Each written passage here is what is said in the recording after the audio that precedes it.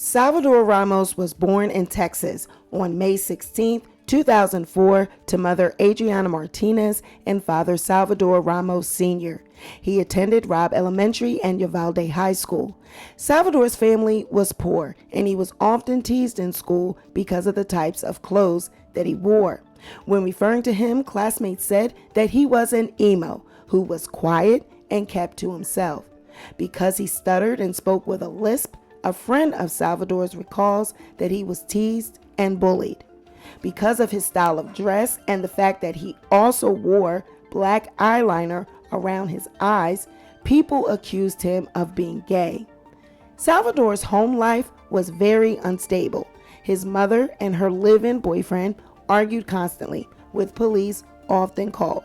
Adriana, his mother, was a drug addict, which also was why she and Salvador argued. Their last argument was over Adriana not wanting to pay to have Wi-Fi with their cable service. So Salvador left and went to stay with his grandparents. Now, living with his grandparents, Salvador continued to go to school, but each day it got worse and worse. Friends say that as the bullying continued, he turned into a different person. He started wearing all black and military boots. There was even a time that he showed up to a park to play basketball, and friends noticed that he had cuts all over his face. When asked what happened, Salvador told everyone that his cat had been the one to give him the scratches. He later confided in one of his friends, telling them the truth. He had cut up his face with knives, slashing himself repeatedly. The friend told him that he was crazy to have done that to himself, to which Salvador responded that he had done it for fun. Eventually, Salvador could not take the bullying at school anymore, so he dropped out. A friend recalls a time shortly after Salvador dropped out of school, they were all hanging out, driving around with another friend, and the three of them were looking to get into something. At the suggestion of Salvador, the teens drove around and shot at random people with a BB gun. Now, eventually, Salvador got a job at a local Wendy's. Now, even though he had been known as withdrawn and a little weird, his co-workers took it even further.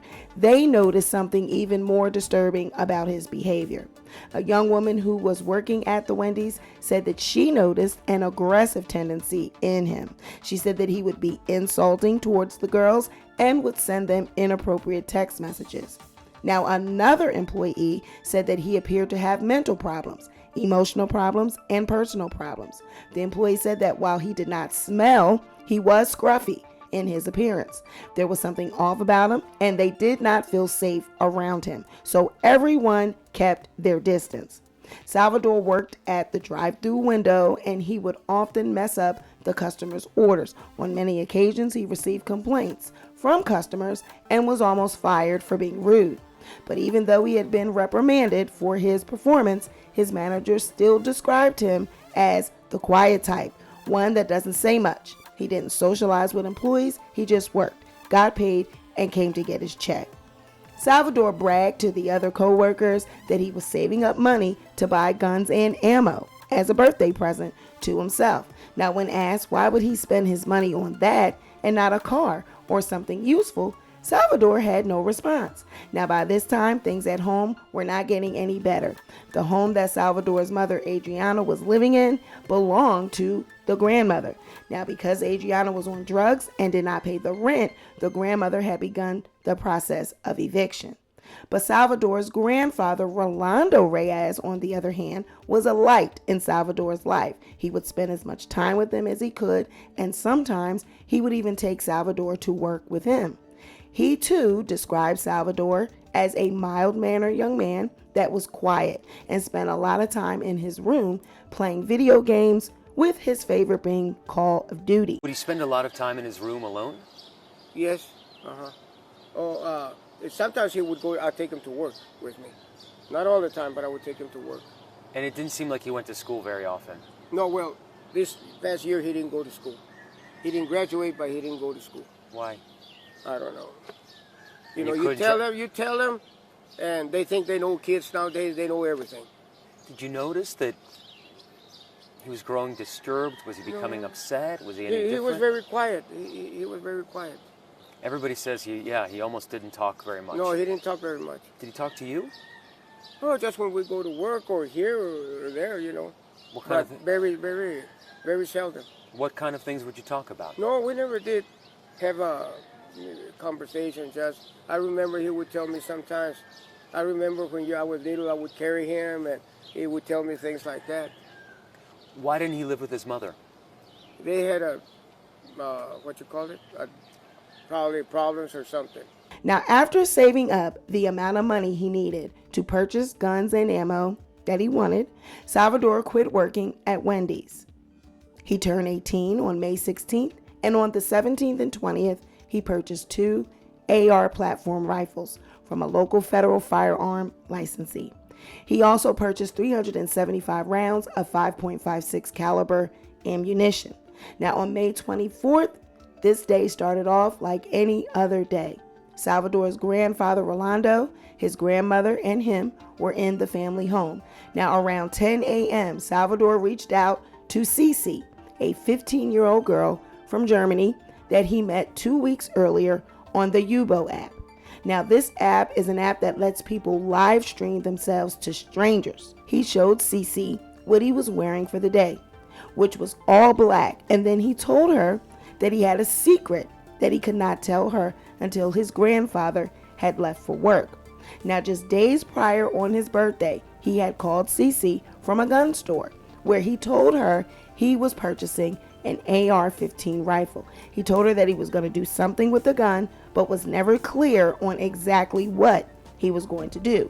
And just that night before, he had told Cece that a package had arrived for him from an online order and sent her a picture of a large cardboard box that contained ammunition that would expand on impact.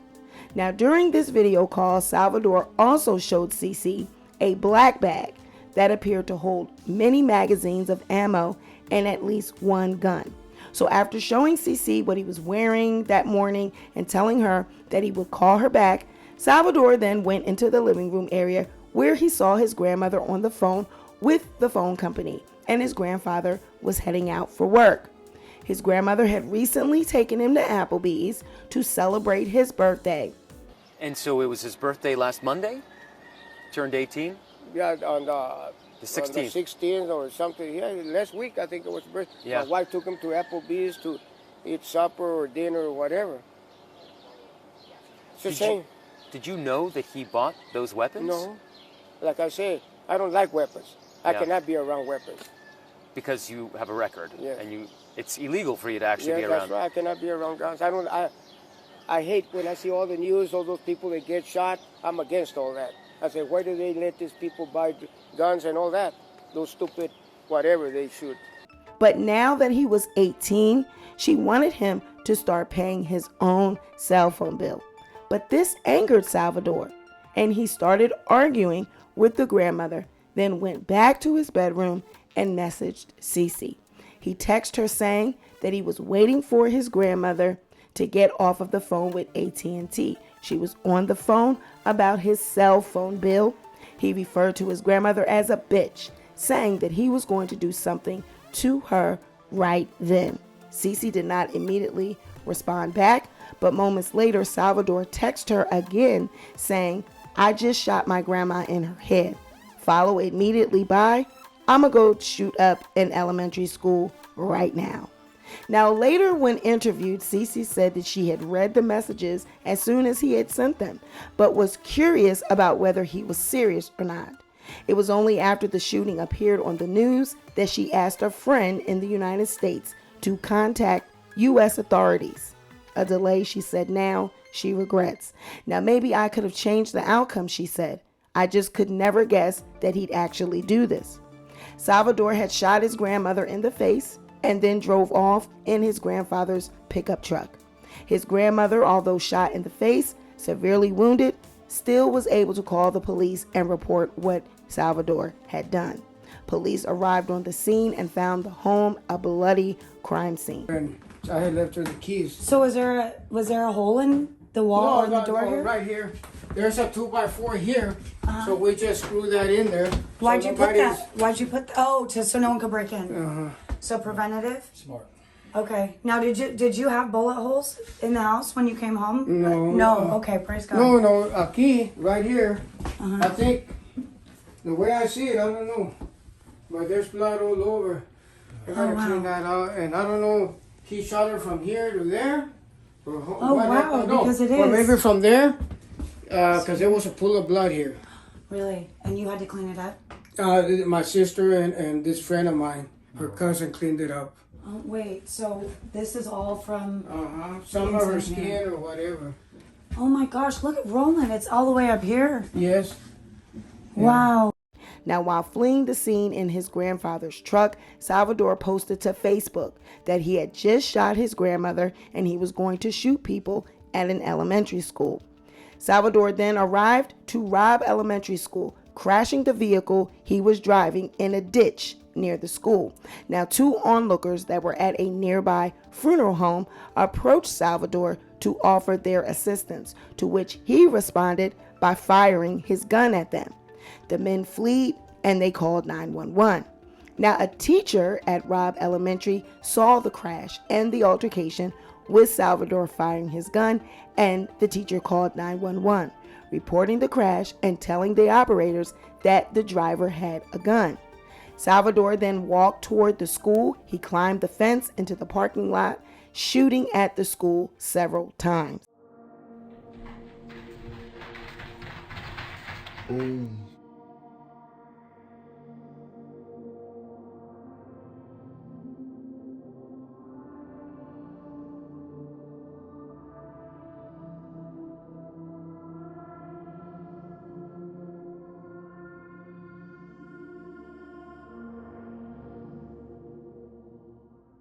Salvador reached the last row of vehicles in the school parking lot, firing his rifle throughout the parking lot. Police then arrived on the scene at the funeral home where Salvador had crashed the vehicle and fired at the 2 men.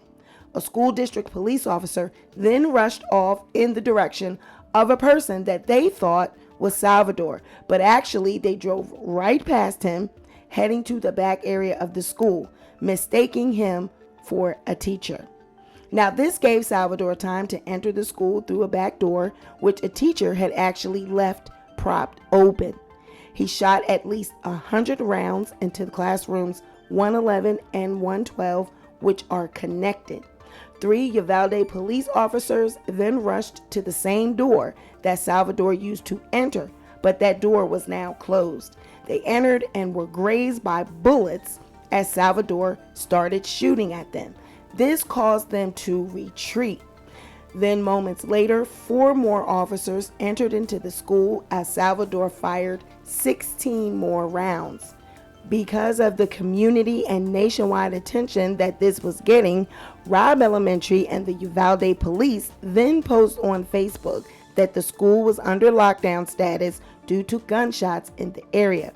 The students and staff are safe in the building. The building is secure in a lockdown status. School officials put this in an announcement. Then at the same time, Uvalde Police Department, they post on Facebook, large police presence at Robb Elementary. We ask the public to avoid the area. Now, while those messages had been posted, police are inside of the school. They hear gunfire, they get shot at, and they move back and gain cover. Initial officers are there and they receive gunfire, therefore they do not make entry. Officers call everyone in the area for additional resources, tactical teams, equipment, specialty equipment, body armor, precision riflemen, negotiators. They call everyone. They're evacuating students and teachers during this time. Now, more law enforcement officials arrived at the scene and onlookers began to film the scene. As police continue to arrive, a student then calls 911 from inside of the school from room 112. The call lasts for 1 minute and 23 seconds. She identified herself in a whisper. Meanwhile, as many as 19 officers are now positioned in the school's hallway. The student then calls 911 back again, and this time says that multiple people are dead, and then the phone call is disconnected. The student then calls back again, but the details of that call have not been made known to the public. Border Patrol Tactical Unit members carrying shields then arrive on the scene. The student then calls 911 again, and this time says that 8 or 9 students are alive. Robb Elementary officials announced on Facebook that there is an active shooter on the campus. Now, at some point during the standoff, onlookers started to beg the police to charge the school. Parents tried to break the windows, but they were not allowed to immediately be reunited with their children. A student in room 111 then calls 911 and hangs up because another student told her to, in fear that Salvador would hear them. Salvador then fired again, firing this time at the classroom's door.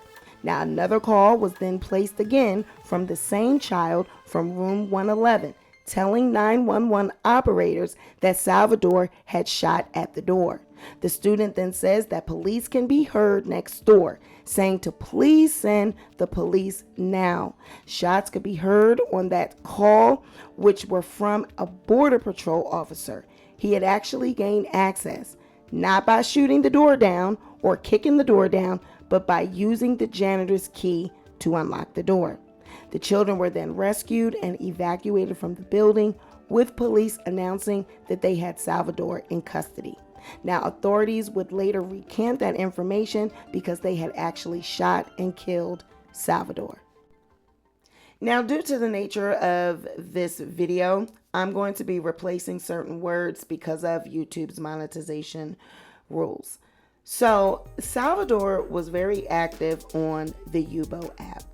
Yubo users said that they saw him threaten SA as well as school boomings. The user said that even though they did not believe his threats to be true, they still filed reports concerning his account, but his account remained active. Now, young women said that Salvador posted images of dead cats and sent them odd messages that joked about SA, one time saying in a Yubo chat room, "Everyone in this world deserves to get R-word." Now, a user of the app that was a teenage boy said that he witnessed him harass girls and threaten them with SA, like R-ing them and kidnapping them. It was not like a single occurrence, the boy said. He said it was frequent. Now, one young woman said that after she rejected Salvador's advances towards her during a live stream, he threatened to break down her door, R-word, and M her. She said that she saw him make similar threats of violence and SA towards other girls on the app as well. She said that she reported his account, and Yubo responded back to her, saying, "If you see any behavior that's not okay, report it." Now, even with her reporting his actions, his account remained active. Now, a girl from Ontario, Canada, said that she reported Salvador back in April after he threatened to boom up her school and R and kill her and her mother during a live stream. She reported this to Yubo, and they temporarily suspended his account, but only after a short ban did he return. Now, she added that Salvador at one point angled his webcam to show a firearm on his bed. Now, users said that they didn't take his threats seriously because of the common occurrence of online trolling.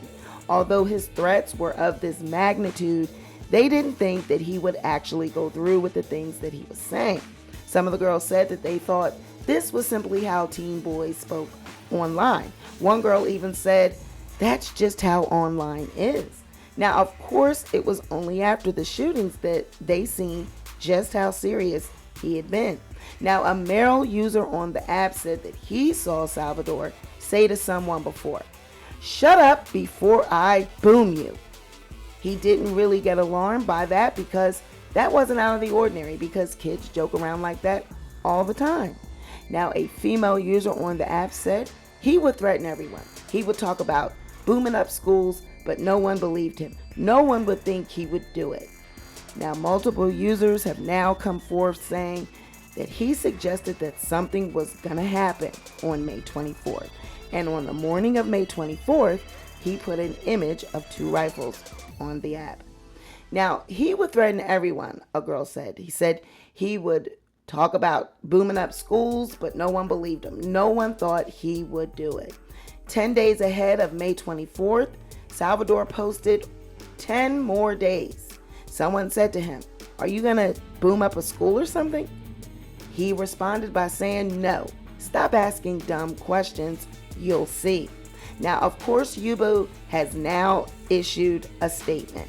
They are saying, "We are deeply saddened by this unspeakable loss and are fully cooperating with law enforcement on their investigation." Now, when asked specifically about Salvador's Yubo account and why it was allowed to remain through his behavior, a Yubo spokesperson said, "As there is an ongoing and active investigation, and because this information concerns a specific individual's data, we are not legally able to share these details publicly at this time." Now, Yubo says that 99% of its 60 million global users are under the age of 25. Salvador clearly had this plan for some time and had been trying to get his hands on a gun. Back in September of 2021, while he was still underage, he asked his sister to help buy one, but she flat out refused.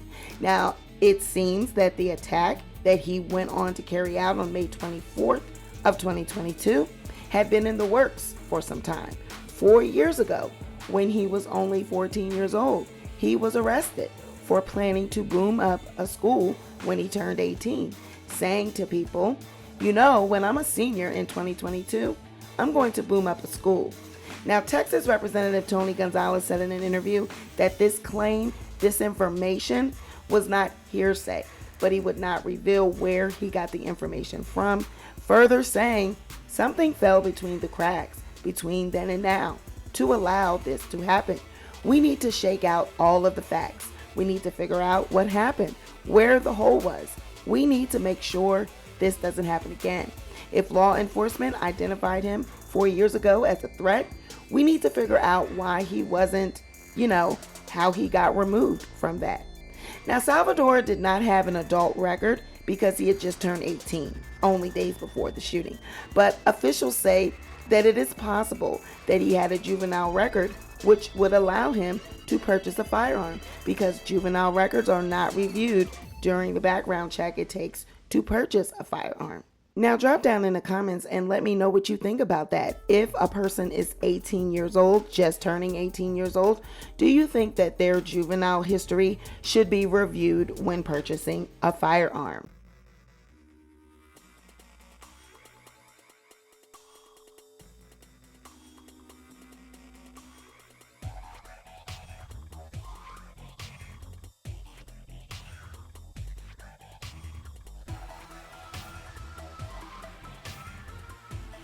Tomorrow is the day of retribution.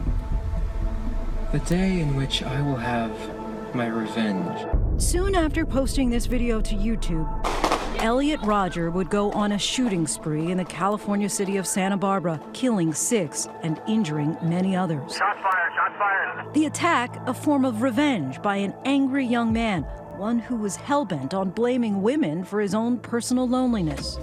The girls are not sexually attracted to me.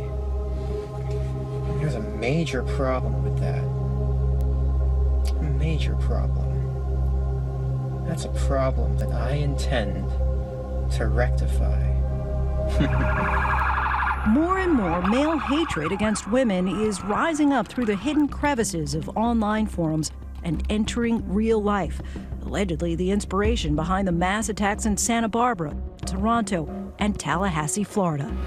And experts say one of the chief incubators of this violent misogyny is a subculture of men and some women who call themselves incels or involuntary celibates. They mainly gather in online forums, finding common ground in their shared loneliness, hatred of themselves, and anger toward the opposite sex. Women are just evil. You know what I'm saying? Women are evil, women are cruel, women are mean. The group name that you've probably never heard of before, incels or involuntary celibate.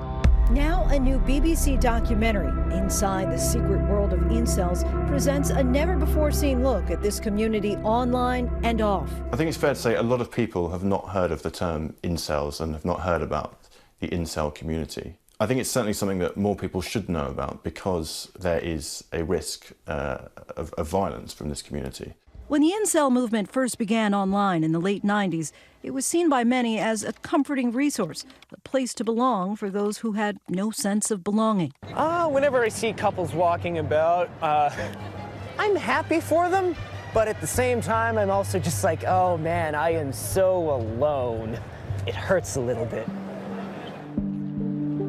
Forums can definitely be, very supportive. Having an online community to fall back on or to go to is definitely a source of comfort. It's a space that Jack Peterson sought out as a struggling teenager. I think what attracts men to the incel communities is just feeling like they have no other place to go. If they're rejected by women, if they're rejected by even men, the incel community is a place for them to congregate and actually find people to talk to for once, rather than just stay in isolation. It was a world where he could freely post this video. No matter what I do, no matter where I go, nobody values my contributions, nobody respects me. Peterson eventually became a moderator for one of the incel forums. He says violent talk and threats were not tolerated. If someone crossed a line into threatening what seems like real violence, they'll be banned from the website.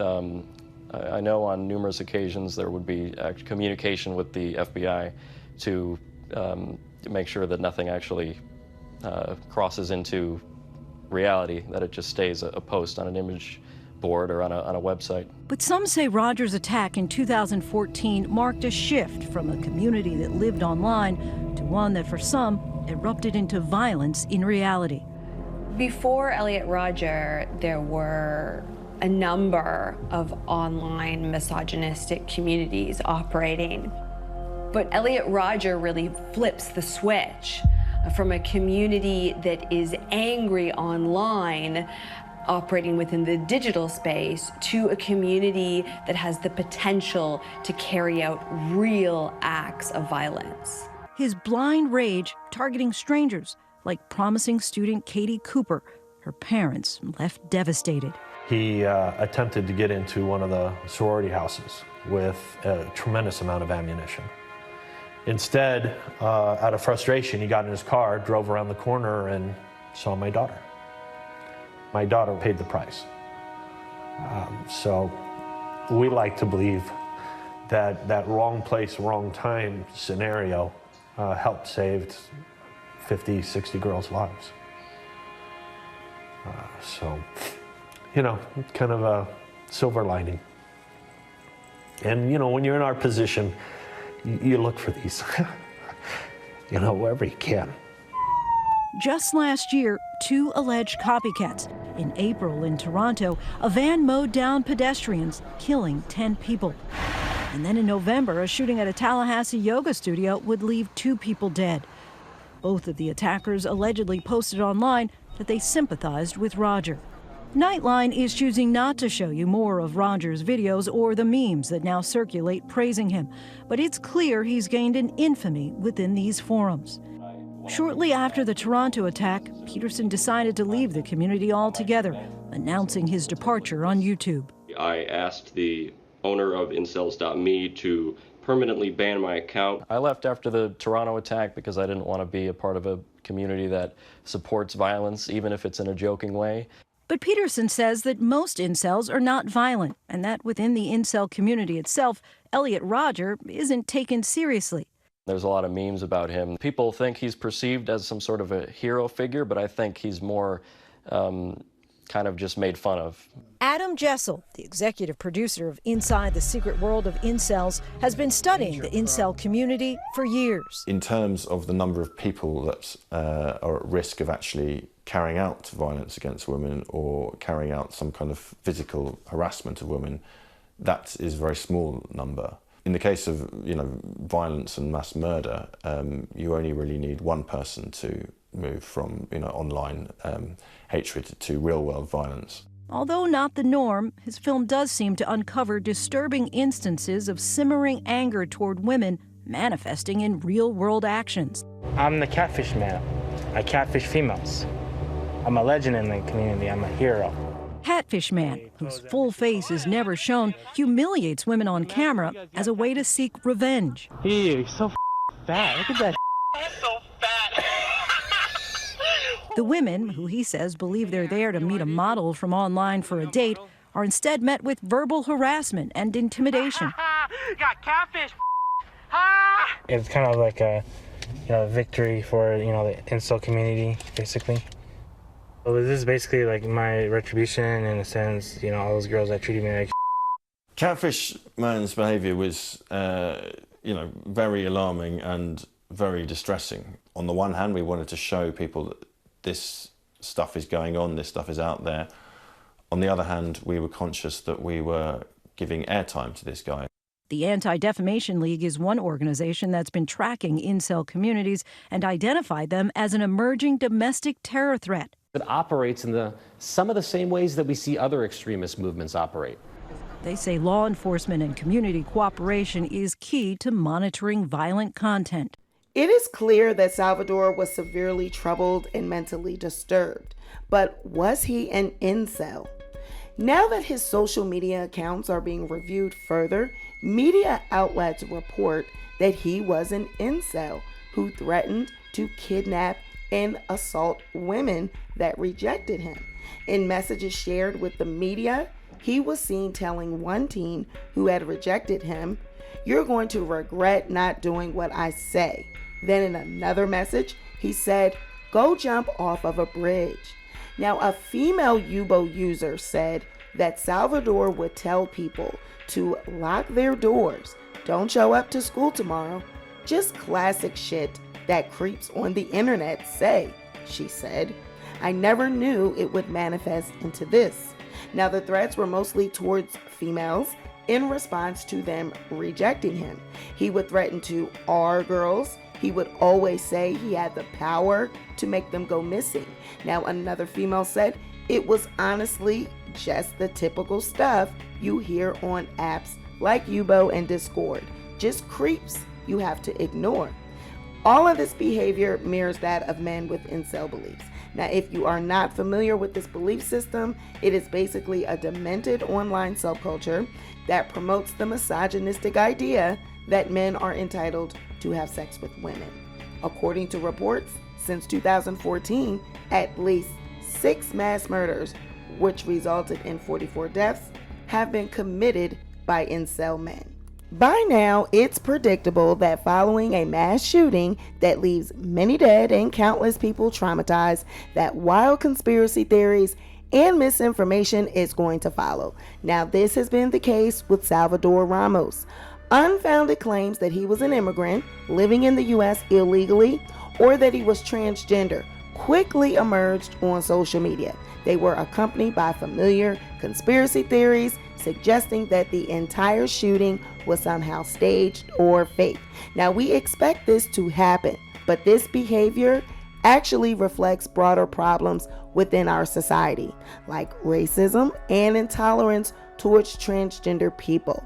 And this is an effort to blame the shooting on minority groups who already endure higher rates of online harassment and hate crimes.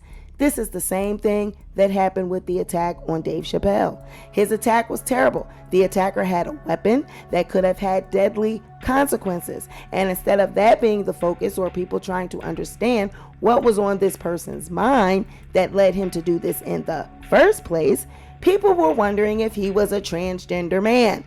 Now, this tactic serves 2 purposes. It avoids real conversations about the issue of gun violence, and it gives people who don't want to face reality someone to blame. Now, in the hours after the shooting, posts falsely claiming Salvador was living in the country illegally went viral, with some users adding embellishments, including that he was on the run from Border Patrol. He was an illegal alien wanted for murder from El Salvador, one tweet said. And then another said, this blood on Biden's hands and should have never happened. Other social media users seized on images of innocent internet users to falsely identify them as the gunman and claim he was transgender. On the online message board 4chan, users liberally shared the photos and discussed a plan to label the gunman as transgender without any evidence to back it up. One post on Twitter read, which has since been deleted, might I add, It was a photo of a trans woman holding a green bottle to her mouth, looking into the camera, headphones hanging from one ear.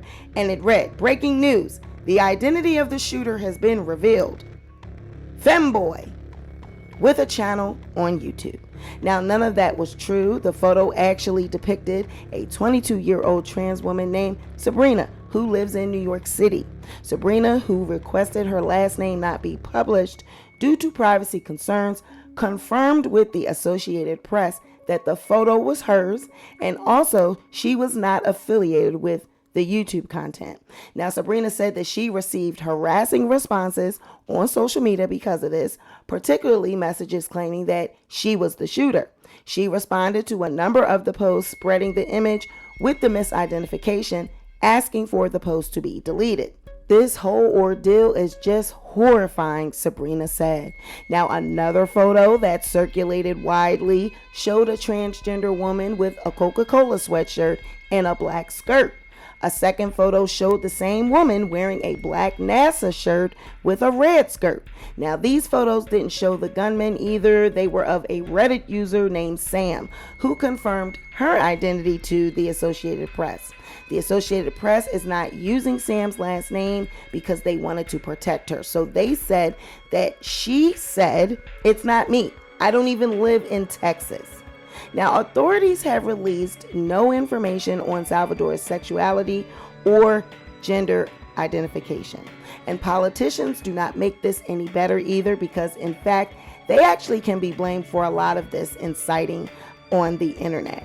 Tuesday, just hours after the horrific event occurred, Arizona Congressman Paul Gosar stated in tweets that he has since deleted, "It's a transsexual leftist illegal alien named Salvador Ramos." Now, in some cases, misinformation about mass shootings or other events are spread by well-intentioned social media users just trying to be helpful. But in other cases, we know that it can be trolls or, people looking to start fake fundraisers or draw attention to their own websites and organizations. But for the communities bearing the brunt of these vicious online attacks, the false blame stirs fears of further discrimination and violence, and it just doesn't help with bringing communities and cultures together.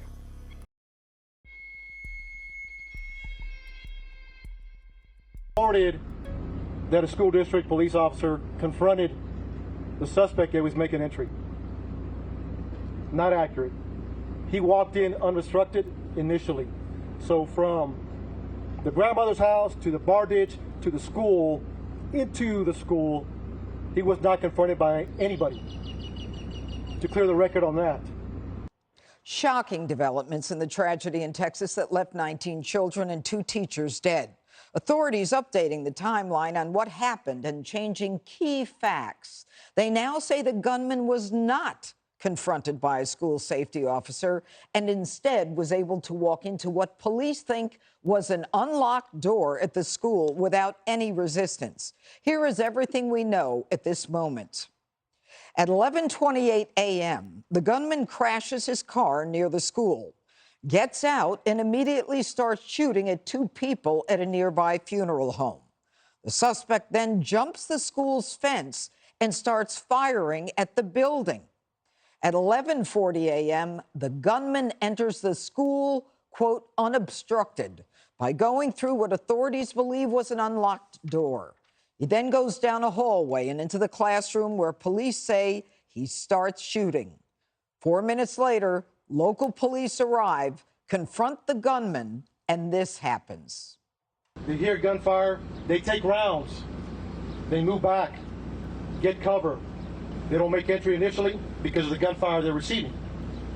But we have officers calling for additional resources.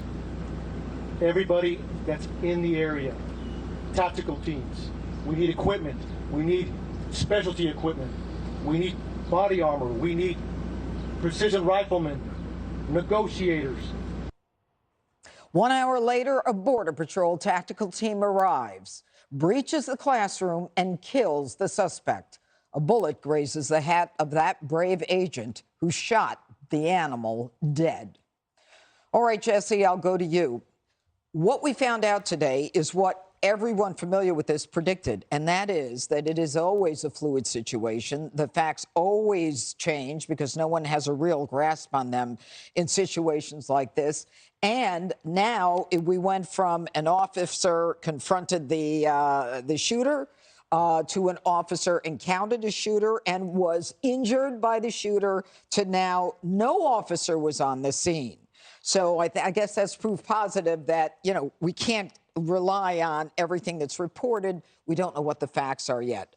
But I think the thing that is the biggest concern is there is an hour wait between when the police first go and get shot at, back out, and then try to assess what's going on.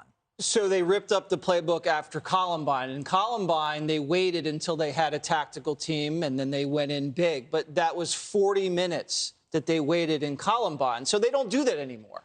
The new protocol is there's an active shooter situation in a school. You immediately go directly towards the gunfire and you engage the shooter and you take the shooter out. The reason you do that is because you have to assume that every round you hear go off from the shooter is a bullet going through a child, right? So it's an immediate rush towards the shooter, and that also distracts the shooter from killing children because he now has to engage law enforcement. And so they didn't do that here. I don't know why they didn't do that. We're going to figure that out, but they should have been trained to do that. Also, they should have, if this door was locked, they should have a key like the fire department has a key. Okay, so let's be clear on that. We don't even know if let's that be was clear locked. on what you're talking about. Yeah. It was unlocked where the assailant goes in, but then when the police tried to go in, it was locked. We've heard a few stories about the locked door. I don't know the truth about that. They also need breaching tools. You're going to show up and you can't bust down a door if you're law enforcement. They should have that in their units. Also, they should have tourniquets on site, either at the school or they should have tourniquets in the police cruisers, because if you go in and eliminate the suspect, then you have children bleeding to death in there. And if you wait 40 minutes, an hour without giving them medical aid, you could have saved lives. And that every second is costly. They did a study on this, the Secret Service. 85% of school shootings, 85% happen in 5 minutes or less. Exactly. So this is so critical that you have this. Every second counts. And I don't know if they're not telling the truth about what happened, if it's the fog of war why we're getting different information, but it's now really hard to trust what you're hearing about what happened that day. All right. You know, Harold, one of the issues is that they have to assess whether it's a hostage situation, whether it is a barricaded shooter situation, or whether it's an active shooter situation. And until they have people around who can assess that, they can keep going toward the fire, which is the easy answer. But they have to assess what it is that's going on in the school. So, I mean, there is some leeway we have to give to the police. Plus, when you go onto a scene like this, who's in charge? The local police, the school district police, the FBI, the ATF, the deputy sheriffs. Who's in charge? I mean, we've got to give them a little space. Of course we have to. And again, my prayers, as I know they all of ours do, go out to these families and to this community, that police officers and law enforcement know their job. So I can't be for me to try to figure out, to sort out who's in charge on the scene. I would assume that would be the case. I've read probably one of the more interesting, if not daunting statements or reports I read also is to some of the things you guys were talking about, was that they were telling parents that they could not go in and that the police officers were not going in either. Now, I would probably be dead today, Judge, if I were on the scene, because they would have had to shoot me or really, really take strong action. I'm not that big of a guy, but if my Georgia and Hef were in that school, there's no way whatsoever my mental and emotional and physical makeup would have allowed me not to go. Now, if you're a police officer, I think a question has to be asked, not of generally police officers, but why wouldn't you have done exactly what you said? It's been 3,448 days since the killing of the kids at Sandy Hook. We've had 900 shootings in schools across the country since then. That's one shooting every 4 days, more than that, over a period of time. There has to be protocols for this. But look, I agree with you. Let's let more of the facts come forward. But as facts do come forward, it can only be even more painful for the families and for the parents in that community. You know what, Greg? I want you to listen to this sound, and I agree with Harold. I'd be dead today, too. This is the sound of the parents.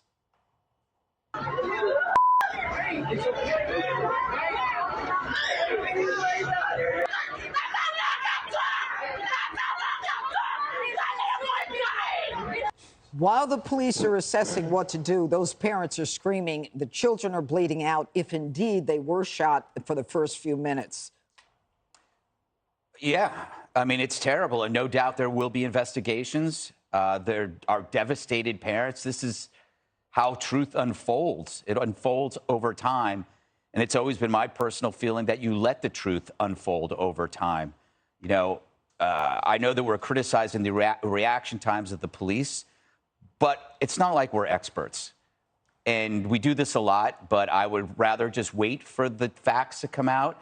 I mean, sure, you could argue, should they have gone right in or should they have waited for SWAT? What was their training? But I'm not going to pretend that we're right when we come to situations. I mean, we're the media. We're terrible at rushing to judgment. We push out a lot of inaccurate material.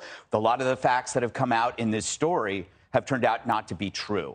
So we're getting another bite of the apple of this story, and I just would rather just pull back and start condemning people and what they should have done and what they should not have done, because the facts always end up changing in this stuff. It always does. They do. So I don't think there's any benefit to pushing out information, whether it is inaccurate or not, because frankly, what the hell do we know? Really, what the hell do we know? We don't know. We weren't there. But, you know, Katie, President Biden just the other day said that with his executive order, he was going to limit the transfer of military hardware to police departments. Had these police officers had body bunkers, ballistic shields, different technology, whatever you want to call it, they could have gone in without waiting an hour. They could have confronted him. I'm so glad you brought that up, because I was going to bring it up as well. You know, DHS in the past has been capable of transferring military-type equipment to local police departments like Uvalde, Texas, which is a very small town that doesn't have enormous resources. They don't have a big tax base, so they need funding or equipment from the federal government to be on the same level in terms of their training should something like this horrific, something this horrific happen in their community. It's difficult, it's expensive, the training takes a lot of time. So that is one aspect of this. The other is that, as we now see in the reporting and the press conference today, there was not an armed officer on scene. The door was unlocked for the guy to walk right into the school. Exactly. There was no security at all, none. There was nothing to stop this person. There was nothing to slow him down. There was no deterrence. And it was too late. I mean, the old saying is when seconds count, the police are minutes behind. And that's exactly what happened here. It's interesting to look at the timeline with Border Patrol and BORTAC showing up. Uvalde is about 50 miles from the border. I'm curious to know the events there and why a SWAT team couldn't get there more quickly. The video of the police standing outside with their long guns. What kind of firearms did the initial police officers go into the school with? Did they just go in with handguns, or did they go in with rifles? Lots of questions about how they handled that. But the idea that there wasn't a single thing to stop this person changes everything. I mean, just imagine if the door was locked. And, we learned from Parkland that you have to keep the doors closed from the Nicholas Cruz case. And now, we find out the door was not closed. Also, the district employs 4 school resource officers. That Uvalde School District, there are 8 schools. Mm-hmm. So 4 school resource officers can't possibly be at 8. Now, initially, police officers were praised in how they handled the booming. But then later, the state's top law enforcement officials actually admitted that key errors were made. Police officers did not act soon enough to stop the gunman who rampaged at the elementary school because the school district's chief of police wanted to wait for backup and equipment. Now, Stephen McGraw, who is director of the Texas Department of Public Safety, he said that this was a mistake. From the benefit of hindsight, he said, where I'm standing now, of course, it was not the right decision. It was the wrong decision, period. There's no excuse for that. When it comes to an active shooter, you don't have to wait on tactical gear. plain and simple. Now, later in the day, another official said that he was misled about the police's response to the shooting. He had praised officers, their handling of the crisis, in a press conference as well, saying that the reason it was not worse is because law enforcement officials did what they had to do. He said further that his remarks were actually a recitation of what he had been told in a law enforcement briefing. And actually, he was livid about what had happened. He added that the Texas Rangers and FBI were investigating the booming response and will get to the bottom of every fact with absolute certainty. Then McGraw revealed that Salvador had entered the school through a back door that only minutes before had been propped open by a teacher. He said a police officer that was employed by the school district responded to the initial 911 call about an armed man that was near the school, but he drove by Salvador, who was hunkered down behind a vehicle, and he mistook a teacher for Salvador. So had he have seen him hunkered behind the vehicles, he could have stopped the incident. Now, McGraw detailed a harrowing 911 call from teachers and students that were trapped inside with Salvador, including one in particular that came through at 12:47, more than an hour after Salvador had entered the school. The student begged the 911 operator, "Please send the police now." Now, law enforcement officials have faced increasing questions in the days since the booming about whether officers on the scene could have acted more quickly to stop Salvador. Videos circulated on social media that showed desperate parents begging officers to enter the school, and parents have reported being handcuffed and tased by law enforcement officers when they implored the officers to act or try to retrieve their children. Now, State Representative Vicki Goodwin told the press that DPS troopers restrained two parents attempting to reach their children shortly after arriving on the scene. Goodwin said she reached out to the agency after seeing a video of the incident circulating on social media and was told by DPS staff that troopers acted at the instruction of the local commander to keep the public as safe as possible. Now, at the same time, DPS officials who are leading the booming investigation along with local police have often given conflicting details about how the police response played out. Now, for example, DPS officials initially said that Salvador encountered a school district police officer when he arrived on school grounds and gave conflicting accounts about whether the officer fired at him. Now, on Thursday, the agency reversed, saying that no campus police officer confronted the gunman when he stepped onto the premises. Now, McGraw said that the officer was not on campus when Salvador arrived, but did not explain why or where the officer was, saying that DPS will answer that question down the road. Now, McGraw said that Salvador fired at two passerbys on the street, then went to the school where he fired shots at the building from outside before entering the building at 11:33 through a back door, again, that a teacher had left propped open. Now, once inside, Salvador entered a pair of connected classrooms, classroom 111 and 112, where he killed 19 children and 2 teachers and wounded 17 others. Now, McGraw said that the gunman fired more than 100 rounds at that point. He had fired at least 186 rounds from the time he crashed his vehicle outside the school to the moment he was killed. Now, local police officers quickly arrived at the school and entered 2 minutes after the gunman at 11:35, but they had fell back after 2 officers were shot and wounded by him. Now, officers tried to negotiate with Salvador, but he would not respond to them. Now, McGraw said that the commander on site at that point treated the situation as a barricaded suspect case and thought children were no longer at risk, which McGraw also said was a mistake. McGraw said at one point there were as many as 19 officers in the hallway outside the classrooms where Salvador had locked himself inside with students and teachers. There was plenty of officers at the scene, McGraw said, to do what needed to be done. Now, throughout the hour it took for law enforcement to reach and shoot and kill Salvador, 911 calls came from inside the classrooms. McGraw said that the first came at 12:03 p.m., followed by another from a student inside room 112 at 12:16. The student told the 911 operator there were 8 or 9 students still alive in the classrooms. Now, sadly, 21 people lost their lives that day, 19 children and 2 teachers.